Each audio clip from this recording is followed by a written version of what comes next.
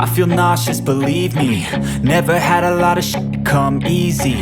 Had to work hard, struggle just to be me. Had to rise up just so they could see me.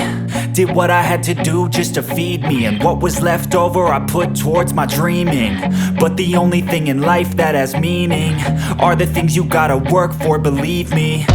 Take into your hands a plan. Your own hands can land your own brand. Good afternoon mga ka-socials.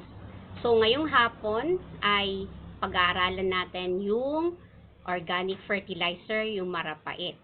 So nag-gather muna tayo, tapos eto na siya. So eto na yung nakuha natin na marapait or tinatawag na wild sunflower. Yung leaves niya kukunin natin as fertilizer. Gagawin natin organic fertilizer. Ngayon na-gather na natin, ang susunod natin ay paghihiwalayin natin ang leaves sa stalk. So, gagawin natin. Yung mga dry, tatanggalin natin. Kukunin lang natin yung green leaves. Yan, hihiwalay natin. Kailangan gumamit ng gloves kasi sobra ng pait nito.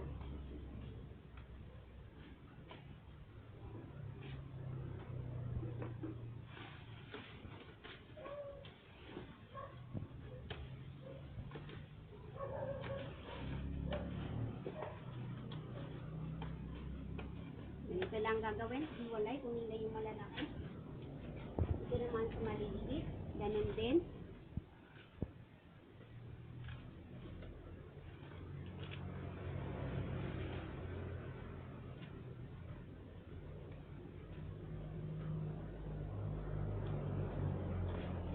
So, ang next natin gagawin ay tatadtarin natin ang mga dahon ng marapait.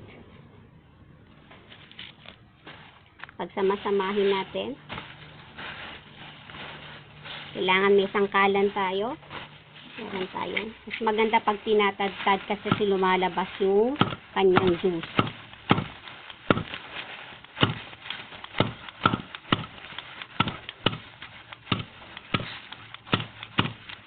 Maliliit lang ang gayat niya hanggang maging pino siya.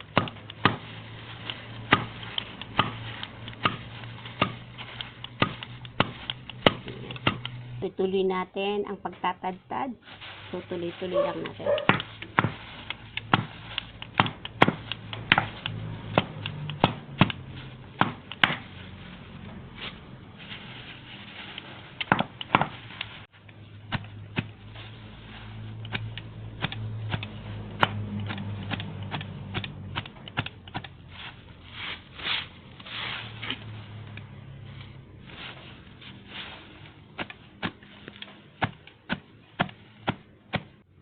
So, pagkatapos natin tadtarin ng pino-pino, ganito na siya. At ilalagay na natin, sasamahin natin sa ng soil. Yan. Kinalakihan ko na ito nung maliit pa ako. Pag nagtatanim ang nanay at tatay ko, yun, sabing gumamit daw ng marapait. Noong una, hindi ko alam. Basta ang alam ko, fertilizer siya. Maganda siya talaga kahit hindi na kailangan ng may pumice, kailangan ng coconut husk kasi wala naman dito sa Baguio, walang rice hull. Ito lang ang ginagamit namin. So, ang marapait ay isang tinatawag natin na wild sunflower. Nakikita natin sa Baguio. Ito, marami dito sa Baguio. Kaya, ang marapait ay pinaka masustansya na organic fertilizer kasi ito ay nagtataglay ng potassium or letter yung K. So ngayon, ilalagay na natin sa mga pots. Mostly kasi sa akin, recycled pots, ganito. Binubutas ko na lang ito. Tapos, yan. Kasi mas maganda yung mga nakaka-reduce tayo, nakaka-ano tayo ng mga basura. So, ito magagamit pa natin. Kasi yung bili lang tayo ng bili ng mga pots. So, ang una, lalagyan natin ito sa ilalim.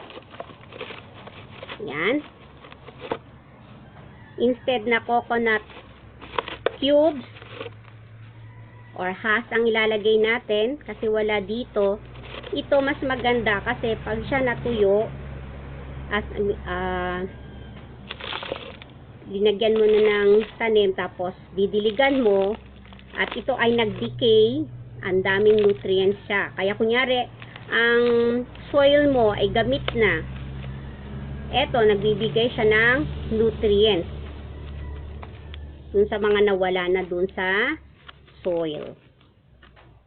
So, lalagyan na natin to. Nag-prepare ako ng mga 10 mga containers natin dito. Meron akong mga tanim dito na iriripat natin gamit ito. After 1 week o 2 weeks, makikita nyo yung pagkaiba ng tanim ninyo. Kasi maraming sustansyang nakukuha dito sa marapait. Makikita lang ko yan sa daan-daan. Ayan. So, ito tatanggalin na natin at iriripat natin kasi nagba-brown na. Masyado na siyang marami. So, yun muna natin. Ayan, para ma-release natin siya. Yun, masyado na siyang marami. Ang tawag natin dito ay Forever Rich. Ayan, oh. Masyado na siyang marami. Ayan. So, kukuha tayo ng pangputol natin. Ayan. Iingatan lang natin para hindi masira yung roots. Ayan, masyado na siyang marami. Hindi na siya makahinga. Kaya kailangan nating ihiwalay. Ayan, isa, dalawa. Ayan. Ayun, pagsamahin na natin kasi isang bulb, 3, 4, 5, 6, 7. Tapos, pag nagtanim tayo, lagay lang natin ganyan. Bawasan natin. Tapos, lagay natin dito, pananggut. Yung eksakto siya makahinga lang. Tapos, dadagdagan natin siya. Yan. Yan. Yun. Tapos, medyo feed lang ng konti para hindi siya matumba kapag inanuhan na natin ng diniligan na natin. So, next, ito, meron tayo din. Yung iba, hindi pa natin nalagyan ng marapait. So, dadagdagan natin. Yan. So, ilagay natin. Dagdagan natin ng soil at marapait. Yan. Sid-sid natin. Para hindi matumba yung ating tanim. Yan. Next naman ito. Natin. Ito yung aking mga pots.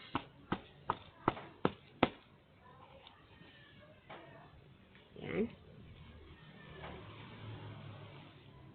So, lagyan natin. Ito pag na lanta na o natunaw na yung marapait, bababayan ng konti. So, dadagdagan pa natin ng soil. Medyo ingatan natin yung mga roots. Yan. So, ang next naman natin na iriripat ay ang ating zebra. Kasi, yan, nagda-dry na siya dahil marami na siya. So, una, paluwagan muna natin. Yan.